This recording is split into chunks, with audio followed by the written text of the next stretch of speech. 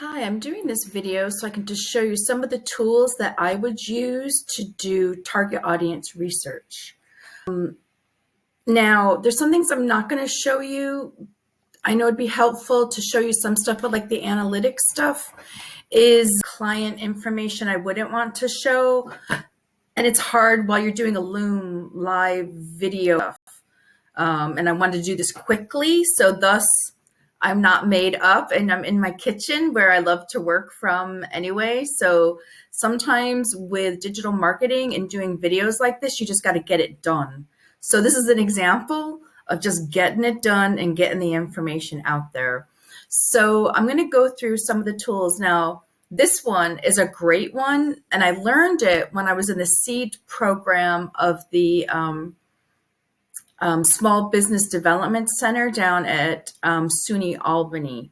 And I'm going to talk about that a little bit more now. But so this is the screen that's up now, but I'm just going to do some talking first because some of these things aren't online tools. So I'm doing a podcast series now on how to develop your target audience personas and how to segment them into logical groups so that you can get your message on point when you're delivering it to these people. So there are other posts and other videos that talk about the importance of that. This video is about tools and ways to gather that information. So I'm going to start with common sense. Especially if you have a business where you're face to face with your customers, you're going to gather information just by talking to them, looking at them, getting that basic demographic information, their age, maybe their income bracket, what kind of car they drive, what their interests are, what industry they work in, style of communication, because you're going to use this information like in all aspects of your digital marketing, traditional marketing, and any time of communication with your audience. So their style of communication, is it more formal? Is it more casual? Because you want to make sure that you're speaking to them on their terms. So gather that kind of information when you're seeing them in person.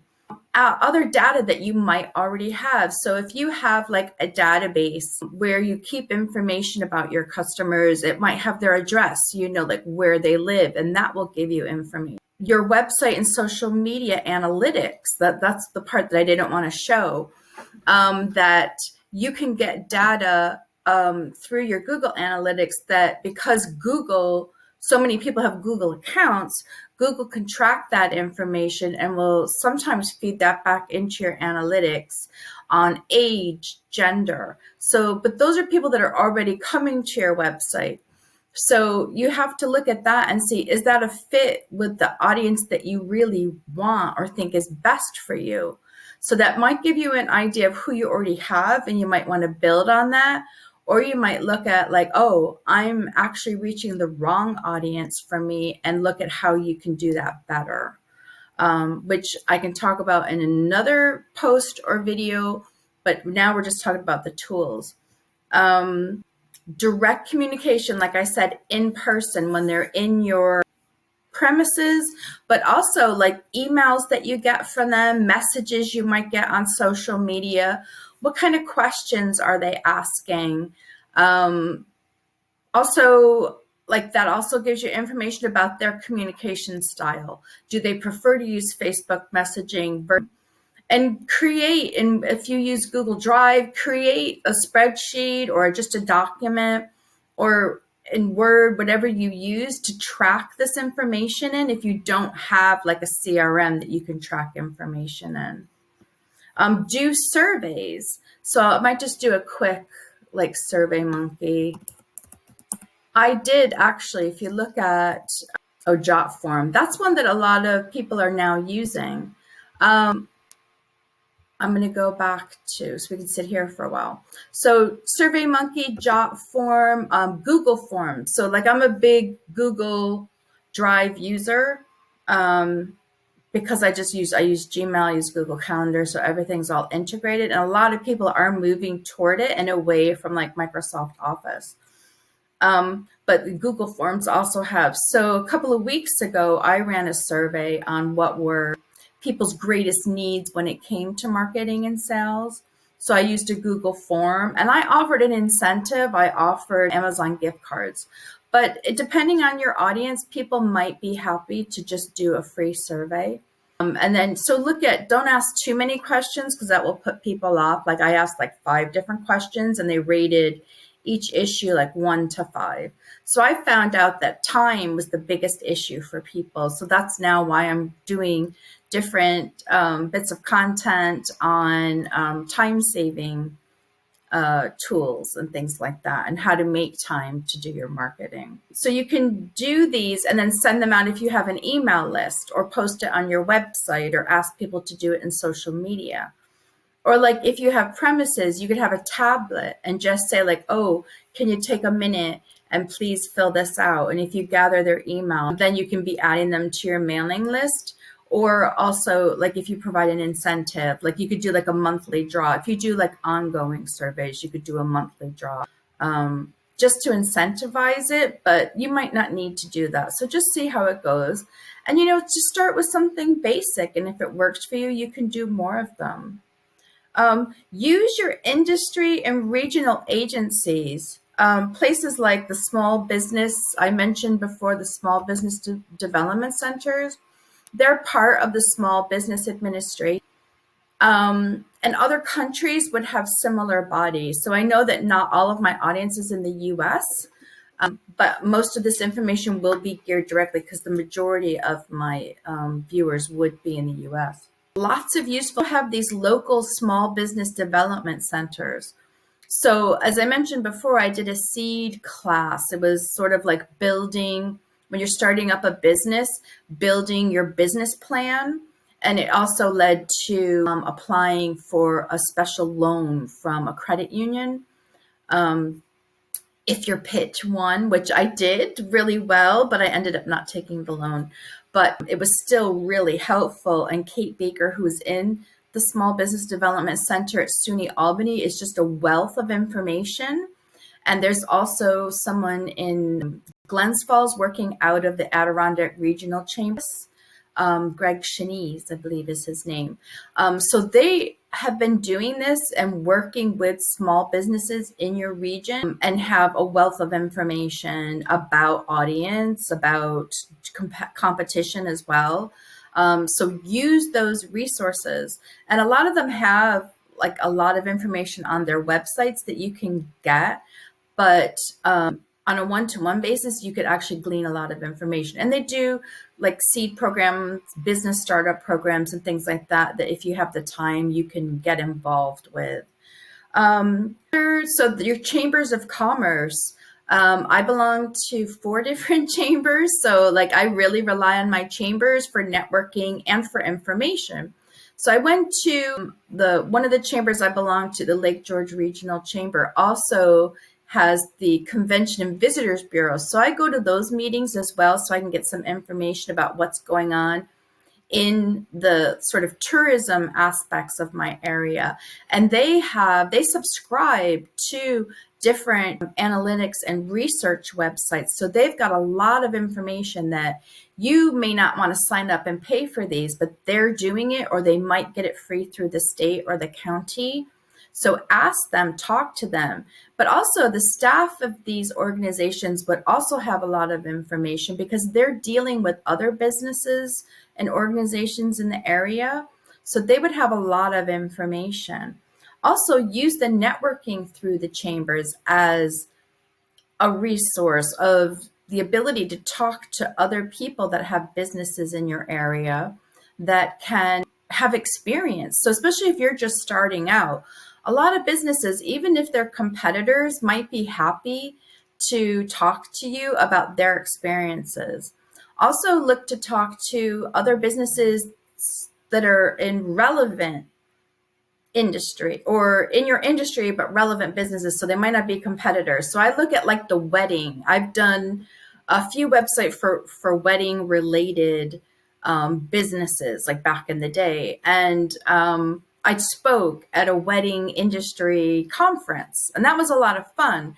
And so you had photographers, you had hotels, you had wedding event planners. So there's like all these different businesses that are associated with weddings, but they're not competitors of yours. And they would have dealt with the same market. So talking to those people and building relationships with those people could be very useful from getting information about your target audience and also many other things that can help you with your marketing. Social media and other online discussion groups. So going back to the Lake George example, there's multiple Facebook groups probably about Lake George that's helpful for people that are coming to visit the area. So if you are a provider in the area and you belong to those groups, don't use them to sell because that would turn off people. That's not the point of those groups, but to listen to what sort of questions people are asking, what issues are they having? Because that's very important to know about your target audience. So that could be a wealth of information. And sometimes you can gently mention your business while you're there if they're asking, or have somebody else like do it in more of a friendly advice providing. What else? Is there anything that I missed on here? Reddit. Some people are avid Reddit users. So check and see if, here comes the cat. She wants to help. Reddit is a place where is very active in certain demographics, and people go on there, ask questions, make comments and things like that. You could ask a question. There's other websites like that. I was trying to think of the one that was a really popular one now, and I can't even think of the name of it. That, and like even on Twitter, people do ask a lot of questions and get responses from different people, but you have to have kind of the right audience to get in there. I would often use social media as a listening tool. So you might know, and you might have friends or connections or friends of friends on different social media platforms that could be part of your target audience. You can see the types of things that they're posting, the events that they're going to, and things like that. But as a listening, not as a stalker, obviously. I get accused of being a stalker by my daughter all the time, but it's listening. You're listening to the conversations that are out there and what would be relevant to your business and what would give you information about your target audience. Let me see what else. Keyword research tools. So there are free. Now here's one best. So here you could, for free, you could do key phrase research. So key phrases are what phrases people are using to search on search engines like Google and Bing. And so there are different tools that have access to the data from search engines and use it to then provide a tool for people to do research on what your audience might be using to search on. So you type in, so I typed in ski resorts, New York. So this is then showing me what people have searched on in the past. So this is useful to decide what language to use on your website, and that for search engine optimization purposes, because if you're using those phrases in the correct manner, your site will come up better on those searches, but also to let you know what kind of language and what actual phrases your audience is using. Because if you're matching the language they're using, you're going to engage them more easily. So Ubersuggest is one. There's another one, Moz, that has a free tool. And you might find it worth signing up and paying because you could do more research and get more information. But if you're just starting out, the free tools would probably be sufficient for you. Other online resources, think with Google. Let me see where that is here. They have consumer insights. So there might be some resources that have actual reports and data that you can use, but also here's just some articles that give you some insight into what they found, like what people are searching on. So that might be handy and to give you some ideas for your industry. Also, if you subscribe to industry journals and industry publications that have online versions, you might have the offline version as well, but they would tend to have consumer insights and trends and things like that so that you can keep up on those. So subscribe to those. It might be worth a small fee if you're going, if you need to subscribe. If it's more expensive, then I would consider how intensively you'd be using it. There's a couple more that have paid. Here's Nielsen. Like, a lot of people would have heard of Nielsen. I don't know if it's as common as it was when I was a kid when they were doing all the TV sort of ratings. But Nielsen's still going in various different formats. Now, under their insights, they also have kind of articles that would give you some information on the industry, but they also have some other reports and data that you might want to use. And they have, I think if you're not like an active retailer at the moment, you can sign up and get some free data, like especially if you're launching a product. They can be very helpful there, that you don't have to pay before you're actually in shops. But then they have other like more pricey things that you can sign up for, that if you're a larger business, that it would be worth doing. Then there's also the Census Bureau, where you can, like I had typed in for Warren County. Let's see if that's still going to come up. New York, where you can get lots of information on the actual population in whatever area you might be targeting. So you could find out about age, you can find out about commuting, who's commuting. That could be something that's relevant to your business. So that would just help you to understand if the numbers are right for you. Because say you need a certain number of sales in order to get profitable, maybe you'll see then, oh, that's not a large enough population. I'm also going to have to target these other counties in the area, or I'm going to have to go statewide or national. And that just gives you some good information as far as that is concerned. You see, you can get like degree level housing units, like what type of housing people live in, the things that are in the census. So that's a good way to get some free information. What was one other one? Oh, when I first logged in, I was on the library. So this data axle has a lot of information. It was called Reference USA, about businesses that are in the United States. So you can go in, again, I don't want to show my library card number, so I'm not going to log in, but it will show you, you can put in like by industry and by turnover level, because this is information that's been gathered through probably state bodies, maybe tax returns and other filings that businesses are required to do.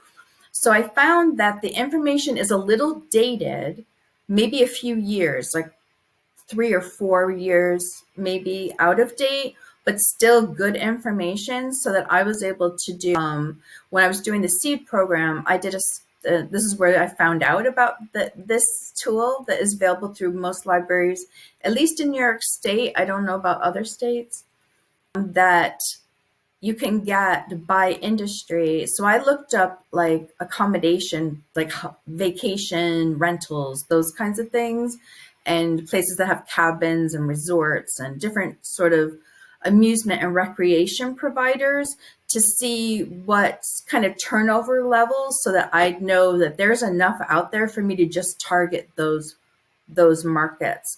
And that was great information to have in my business plan. That's also just good to know, like, are those kinds of industries out there? It also gives you like contact information, so that could be good to know as well. And then you can do research on those. So you might think this is quite time consuming. So that's why I suggest that you just look at, say, your main segment first. So we talked before about how everybody kind of wants to sell to everyone, but your message is not going to engage people as well unless it's really specific to them and addressing specific needs and wants that that segment would have, and doing it in a language, time, and manner that is going to engage with them and suit them. So that's why it's important to do all this research. Other bits of information that are good to know is, say, what social media tools do they use, or what social media channels, sorry, that they use. So that's important because you want to be on the channels that they use. So that's something that you could ask in a survey, or that's just something you could try to observe yourself when you are using those channels, or ask a colleague that might be using social media effectively. Timing. So then you look. But if you use Facebook analytics, or Facebook sponsored posts, or Facebook advertising, or Google, you then graphing up your ads. You can choose by gender, by age, by location, and by interest, because people are showing what their interests are through their social media, the topics that they follow, the groups that they belong to. So those advertising platforms give you all that information. So that's a great way to find out. And some people, when they're starting out or maybe starting a new campaign, will run advertising purely to get the data, to see who's interested. Excuse me. So I guess that is probably showing that it's time for me to wrap this up. So I hope you find this helpful. If you'd like some help with this research, or if you want some more information, go to playcentric.com, schedule a 15-minute initial call, and I will give you, so give me 15 minutes and I will give you at least 3 ways that you can increase sales, get new customers, and grow your business. Thank you.